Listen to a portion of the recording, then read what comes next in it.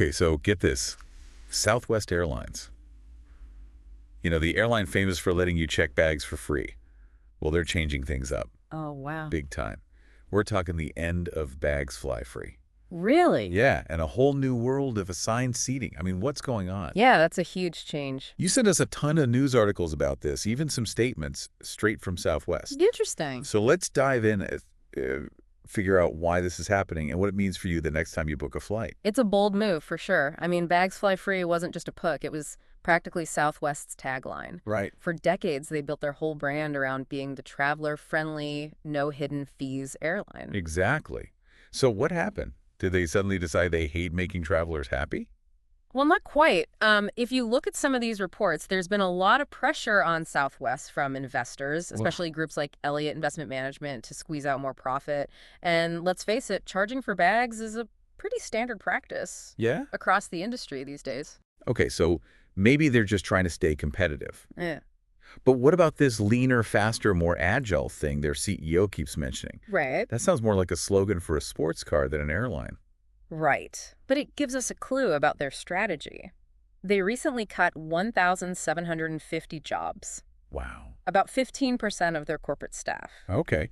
And if you read between the lines, leaner probably means finding ways to operate more efficiently. Mm. Maybe by tweaking routes or how they use their planes faster could mean speeding up turnaround times at airports, and agile might point to adopting new tech to streamline things. So it's not just about bag fees. It sounds like they're trying to overhaul their entire operation to be more cost-effective.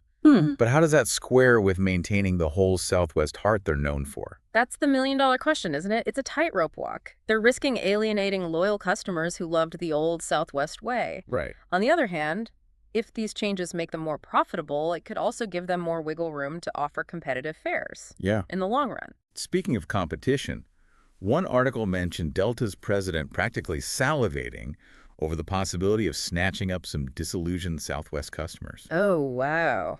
Sounds like this shakeup could have ripple effects Yeah. across the whole industry. Absolutely. Southwest's moves are sending a signal that the airline game is changing, and other airlines are definitely paying attention. Okay, so before we get into the nitty-gritty of what this means for us when we're booking flights, let's talk numbers. Southwest's own estimates suggest they could rake in an extra $1.5 billion a year from bag fees alone, but they also admit they could lose a whopping $1.8 billion Wow. if passengers jump ship. That's a pretty big gamble. It is. And it highlights a key metric airlines obsess over: revenue per available seat mile, or RASM. Okay, break that down for me. What is this RASM thing and why is it so important? Imagine you're running an airline. Every seat on every flight represents a potential source of income. RASM is basically a measure of how efficiently you're turning those seats into dollars. It considers both the number of passengers you're carrying and how much you're charging them. So the higher the RASM, the better an airline is doing. Exactly. And Southwest's bet here is that even if they lose some passengers due to bag fees, they can make up for it by increasing revenue from other sources, Okay. like those bag fees themselves, or maybe by attracting new customers with lower base fares. Makes sense, but it's still a risky move, especially given the current economic climate. Some of these reports mention trade wars and declining consumer confidence. Even Delta lowered their financial expectations. Right. The economic winds are definitely not in their favor. So this move by Southwest could be seen as a bold attempt to control their own destiny, Yeah. even if it means shaking things up for everyone else. Okay, enough about the big picture. Let's talk about what these changes actually mean for the average traveler. Well, the first thing to understand is that Southwest is introducing something called a basic fare. Okay, hold up. What exactly does basic fare mean? Is that like the bare bones, no frills option? Exactly. Think of it as the starting point. The trade-off for that potentially lower initial price is that it doesn't include a free check badge anymore. And there may be other limitations, like less flexibility with changing your flight or choosing your seat. So for folks who always check bags, they're definitely going to have to factor those extra costs Right. into their calculations. Does this mean that the old Southwest, where you didn't have to nickel and dime every little thing, is gone for good? It's a big shift, that's for sure. But remember, Southwest is still emphasizing their Rapid Rewards program. Right. What's the deal with that? Do loyal Southwest flyers still get any perks? Absolutely. Yeah. especially those at the higher tiers. For Uh-huh. example, A-list preferred members, and anyone flying on a business select fare will still get 2 free checked bags, Okay. and A-list members get 1 free checked bag. Okay, so maybe there's still some incentive to stick with Southwest if you're a frequent flyer. But what about the average person who just wants to get from point A to point B without breaking the bank? For them, it's going to be crucial to shop around and really pay attention to all the details when comparing flights. Okay. Gone are the days when you could just assume Southwest was the cheapest Mm. because of those free It bags. sounds like these changes are going to make booking flights a lot more complicated. It might seem that way at first, Hmm? but with a little knowledge and a bit of strategy, you can still find great deals and enjoy a smooth travel experience. All right, so we've covered the background, the financial pressures, and the basics of this basic fare. But what about assigned seating? That's a huge departure from the Southwest, we all know. Right, that's a game changer. It means no more mad dash for the best seats when they call your boarding group. Yeah.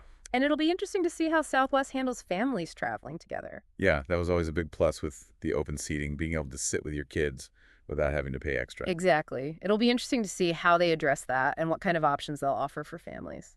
All right, so before we dive into the nitty-gritty of how these changes impact your travel choices, let's take a quick breather and come back ready to break it all down. Welcome back. Before we pause, we were talking about how Southwest's big changes, the end of bags fly free, and the introduction of assigned seating are really turning heads in the airline industry. Yeah, it's a lot to unpack. So let's imagine I am a frequent Southwest flyer, someone who's used to that old way of doing things.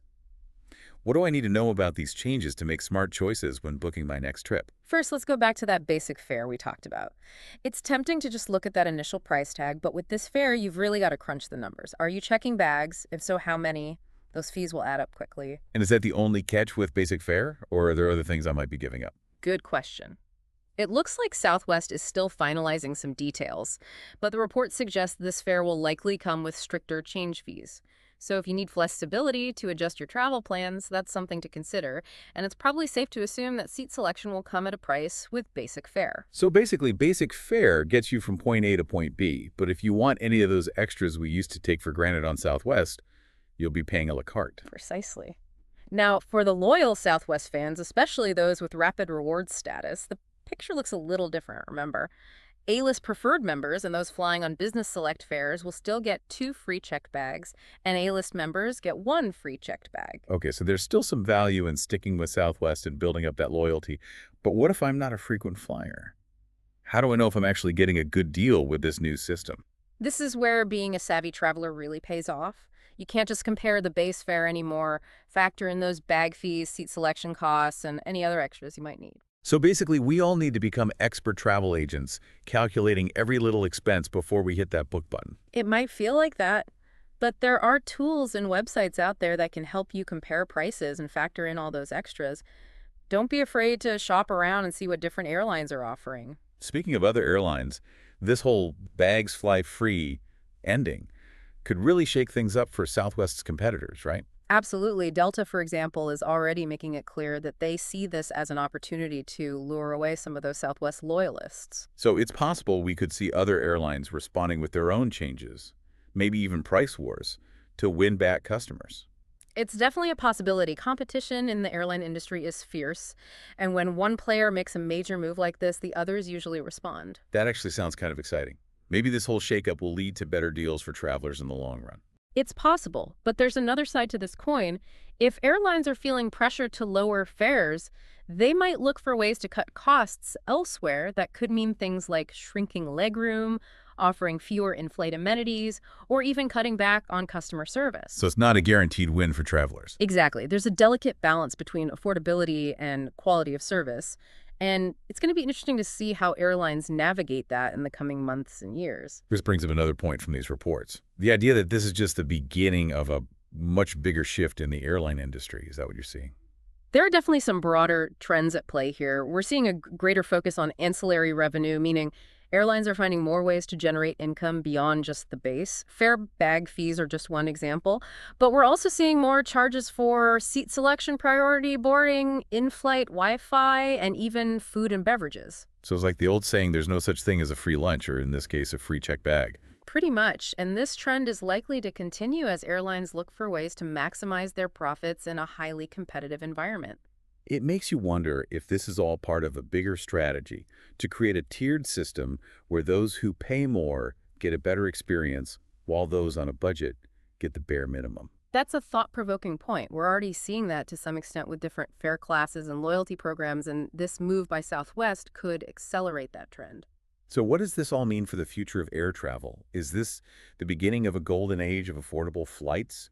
Or are we headed for a world where flying becomes a luxury only the wealthy can truly enjoy?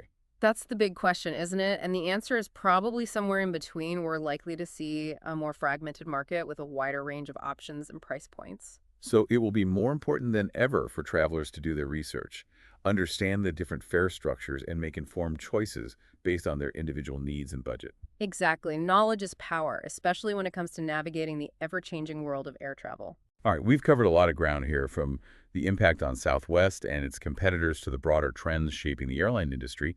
But let's bring it back to the individual traveler. In our final segment, we'll share some practical tips and strategies to help you navigate these changes and make the most of your next flight. Stay with us. All right, we're back and ready to equip you with the knowledge you need to navigate this new era of air travel. It's clear that Southwest changes are just one part of a much bigger story. That's right. The airline industry is in constant flux, and it's more important than ever for travelers to be informed and adaptable. So let's cut to the chase. What are the top 3 things listeners should keep in mind when booking their next flight? Number one, ditch. The assumptions don't just assume that Southwest is automatically the cheapest option or that any airline's perks are the same as they used to be. You've got to compare, compare, compare. I love that. Compare, compare, compare. It's like a mantra for the modern traveler. Okay, what's number 2? Number two, pay attention to the details. Airlines are masters at hiding fees and restrictions in the fine print. Spend a few minutes reading those terms and conditions. Trust me, it's worth it to avoid those nasty surprises at the airport. That's such a good point. Uh-huh. I know I've been guilty of just clicking through those terms and conditions without really reading them no more. Yeah. Okay, what's the final piece of advice for our listeners? Don't underestimate the power of loyalty programs. We talked about how Southwest Rapid Rewards program still offers perks, especially for those at higher tiers. Take the time to explore those programs and see if they align with your travel habits. You might be surprised at the value they can offer. And it's not just Southwest. Most airlines have their own loyalty programs, so it's worth comparing and finding the one that best suits your needs. Mhm. So we've got compare, compare, compare, read the fine print, and explore loyalty programs. Yeah. Got it. But beyond those practical tips, Yeah. what's the bigger takeaway here? If we connect this back to the bigger picture, I think this whole situation highlights a fundamental truth about travel. The landscape is constantly changing. What worked last year might not work this year. So stay informed, be flexible, and be willing to adjust your expectations. It's almost like a metaphor for life, right? Things change and we have to adapt. But adapting doesn't have to mean settling for less. It's about being proactive and finding creative solutions. Exactly. And in the case of air travel, that could mean considering alternative airports, flying on less popular days or times, or even bundling your flight with other travel services to get a better deal. So rather than getting discouraged by these changes, we can view them as an opportunity to become more strategic and savvy travelers. Absolutely. And remember, increased competition can ultimately benefit consumers. So while these changes might seem disruptive in the short term, they could lead to more innovation and better value for travelers in the long run. That's a great point to end on. It's not all doom and gloom. Change can be a catalyst for positive developments. So keep learning, keep exploring, and keep flying. Thanks for joining us for this deep dive into the airline industry. It's been a pleasure.